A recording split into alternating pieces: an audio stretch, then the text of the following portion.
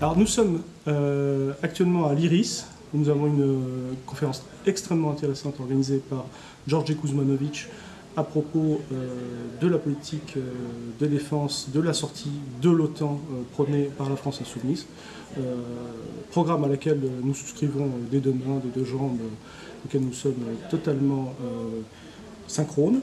Il est évident que pour nous, il est essentiel que Jean-Luc Mélenchon écrabouille le candidat PS qui, lui, est pour maintenir la France dans l'OTAN et dépasser le budget de 2% du PIB, y consacrer, c'est-à-dire arrimer encore plus la France à cette politique impérialiste délétère. Et je pense particulièrement à nos camarades communistes ukrainiens qui ont été massacrés par une junte fasciste contre laquelle le gouvernement PS est littéralement couché. Voilà. Et je pense qu'il est absolument nécessaire que nous nous servions de la candidature de Jean-Luc Mélenchon pour rétablir cette politique de paix. Parce que la question de la paix et de la guerre, elle est essentielle pour des communistes. Je rappelle que le mouvement communiste international est né du refus de la guerre impérialiste. Et il s'est toujours fixé un objectif de paix mondiale. Effectivement, vos trajectoires politiques et les nôtres fait que nous avons nécessairement dans cette commun qui est Jean Jaurès, notamment sur ce qu'il a dit sur l'armée nouvelle, sur la défense de la patrie, sur la défense de la paix. Alors, quelle est votre vision de Jean Jaurès aujourd'hui? Notre vision de Jean Jaurès, elle est structurelle pour repenser la défense et le retour à la souveraineté nationale et populaire. Centrale. Elle est centrale. L'armée nouvelle a été pour moi un livre de chevet pendant longtemps. J'ai beaucoup travaillé dessus. Et d'ailleurs, dans cet ouvrage qu'on a publié à la Revue de Défense Nationale pour un nouvel indépendantisme, eh bien, il y a un article que j'ai rédigé pour un retour au service national et militaire. Et il commence par une exergue de Jean Jaurès que je vais vous lire parce qu'elle est tellement bien, elle répond tellement à tout que j'ai failli ne faire l'exposé qu'en lisant ça. En même temps, le socialisme français, socialisme international, se préoccupait de mettre au service de la liberté des nations des moyens de défense conformes au génie des peuples libres. Plus d'armées de métier, plus d'armées de caste, plus de corps d'officiers aristocratiquement ou bourgeoisement recrutés et élevés à part dans des écoles closes. Le peuple lui-même, le peuple en armes, le peuple organisé, le peuple formant ses milices, le peuple choisissant ses chefs, et ces chefs eux-mêmes pénétrés de science, pénétrés de démocratie, mêlés à la vie moderne. Voilà, en attendant l'heure du désarmement général, la forme de l'appareil militaire que l'international prescrit pour sauver l'indépendance des nations de toute agression extérieure, tout en empêchant les agressions et la domination de classe sur le peuple assyrieux. Jean Jaurès, 1907, tout y est dit, la souveraineté, l'indépendance, le peuple en armes, pas pour faire une dictature, mais pour défendre la démocratie, et en préalable à un désarmement généralisé internationaliste, tel qu'il est défendu. Donc Jaurès, moi personnellement, je me définis comme jaurésien, et je ne rejette pas grand-chose de son héritage. Fort bien. Alors, nous étions rencontrés dans une rencontre unitaire très réussie entre le parti de gauche et le pôle de résistance communiste en France. Nous avions évoqué les 4 sorties. Effectivement, comme tu le sais, c'est notre programme depuis très longtemps. Pour nous, la question de la sortie de l'OTAN est liée aussi à la question de la sortie de l'Union européenne, puisque la question de défense, notamment, l'identité européenne de sécurité et de défense qui a été définie, je crois, il y a une quinzaine d'années, lie l'Europe, en fait, sa politique de sécurité et de défense à l'OTAN. Donc, est-ce qu'il ne faudrait pas aussi, chose que nous vous incitons à faire depuis longtemps, et pas simplement parce que nous voulons avancer nos positions, mais simplement parce que nous pensons que c'est utile pour vous, et d'autant plus que beaucoup de traités sont illégitimes, tout simplement, et donc rencontrer un fort écho dans la population française. Est-ce que tu ne penses pas qu'il faudrait mettre au moins ces 2 sorties, UE et OTAN, sur le même plan? Est-ce que c'est pas lié? Mais alors, pour notre grand malheur, Sophie Rauser n'a pas pu venir parce qu'elle était bloquée dans son train. Elle devait faire un exposé justement là-dessus. C'était le premier exposé après l'introduction des débats. Et donc, elle devait parler de cette Europe de la défense, encore une fois, qui, je crois qu'on l'a dit tout à l'heure, je le dis souvent quand même, qui n'est que le croupion de l'OTAN et qui n'a été pensé que de cette manière-là. D'ailleurs, dans les années récentes, c'est le concept de Smart Defense. initié par l'OTAN. Donc, c'est présenté, empaqueté de manière très jolie, Smart Defense. Donc, personne n'a besoin d'avoir tout l'appareil militaire. Pourquoi faire? Entendu, ça suffit que les États-Unis, eux, aient tout l'appareil militaire, donc la capacité stratégique d'agir quand ils le veulent, où ils le veulent, comme ils le veulent, en fonction de leurs intérêts. Vous, les Européens, puisque nous partageons les mêmes valeurs, blablabla, eh bien, vous pouvez vous joindre à nous. Smart Defense, on mutualise toutes les industries de défense, et y compris les capacités d'armement. On arrive à cette situation qui est complètement intriquée. C'est-à-dire que maintenant, pour le défaire, ça va prendre du temps. Si on arrive au pouvoir, c'est un minimum de 5 ans pour ressortir les industries de défense de l'intrication ahurissante dans laquelle ils ont été plongés à travers toute l'Union européenne. On a eu l'exemple du camarade de la CGT, Jean-Pierre Bras, qui en a très bien parlé pour Nexter, qui est parti d'une industrie d'État, puis qui se transforme en fur et à mesure de renonciation à la souveraineté nationale, qui se transforme en entreprise privatisée, moitié coupée avec l'Allemagne et la France, et dont le siège est à Amsterdam pour payer moins d'impôts.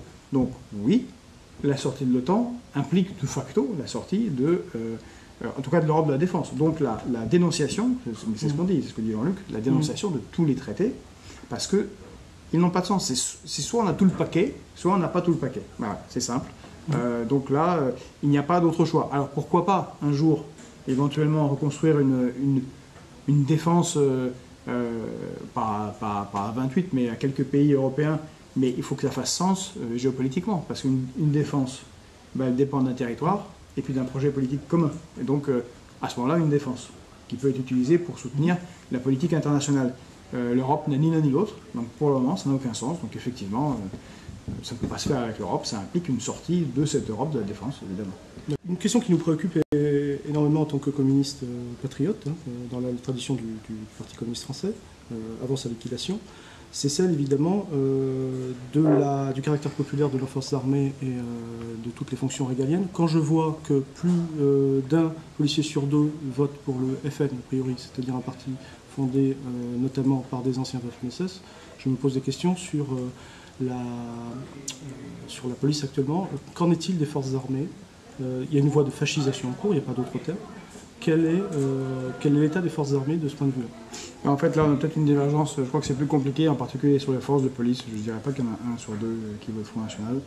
On a apparemment un fort vote Front National dans certaines branches de la gendarmerie. C'est pas si vrai dans la police. C'est beaucoup plus compliqué. Et la police, en particulier la base de la police, est très conforme au reste de la société et est très abstentionniste. Si elle est surtout quelque chose, c'est abstentionniste. Plus d'un sur deux est abstentionniste. Et parmi ceux qui votent, vous pouvez en avoir peut-être 20% qui vont être très fortement Front National. Ce qui est déjà beaucoup, largement dessus. Mais sachant que nous soutenons ceux qui sont républicains. Donc on bien sûr, bien sûr. Voilà. Mais dans l'armée, je dois dire qu'il y a quand même un fort esprit républicain. On le constate avec toutes les rencontres que nous avons pu faire avec les différents officiers supérieurs. Ils peuvent être très à droite. Ils peuvent être sur toutes les questions sociétales, parfois avoir des difficultés évidemment sur la répartition des richesses, mais ils sont très très patriotes et républicains. Au point que certains, comme le général Dornano, qui était intervenu lors de notre première journée défense, qui est membre du cercle républicain, le nom m'échappe, en fait, il ressemble plus à un colonel de la Roque.